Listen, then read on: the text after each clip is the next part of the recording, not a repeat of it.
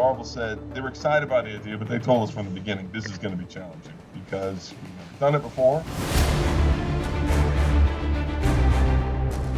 Talk me through the last 12 months. I mean, the game was delayed from its initial release. You've had more time to perfect it. What's the latest? We had a couple delays because it kind of speaks to like just how big this game is compared to anything we've done before. It really has so many corners to polish that it just took forever. It took forever. Design has been done for a while actually, and then we basically spent the last year just kind of polishing up and fixing bugs. And I gotta tell you, it's actually surreal to be less than 2 weeks out from people actually just playing it.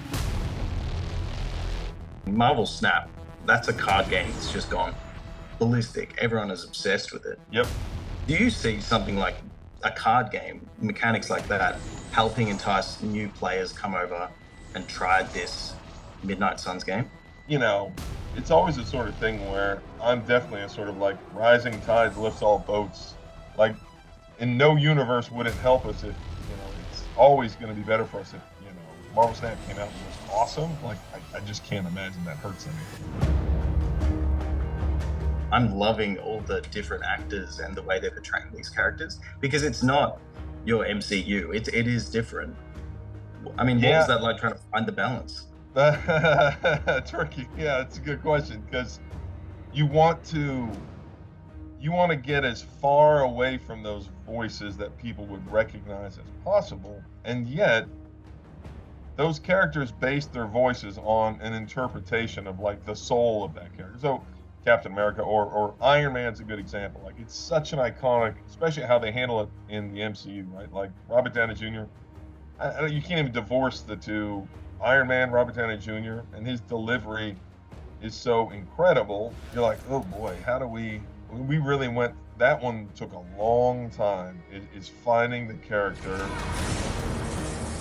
The actress who plays Nico in our game actually played Nico in the Runaways TV show for Marvel, and so I loved her so much, and I was like, I talked to my narrative director, and I was like, do you think we could get Lyrica? And he was like, I don't know, I'll reach out. She'd never done voice acting before, but she was excited to come back and play the character. Even though you can choose to play the Hunter a different way, you can say different things as the Hunter. What's their personality, their general personality and voice? And the way that Marvel put it was always, if we close our eyes and you just read us a line, we need to be able to say, oh, that's the Hunter talking. Oh, that's Tony Stark talking. Oh, that's Peter Parker talking. Like, it needs to be that distinct. And down to the way the Hunter looks in their base costume and their base suit. Like, it's just, there's a lot of detail that goes into adding up here to the Marvel Universe. But it's, for me, like a huge Marvel nerd, like it's incredibly satisfying.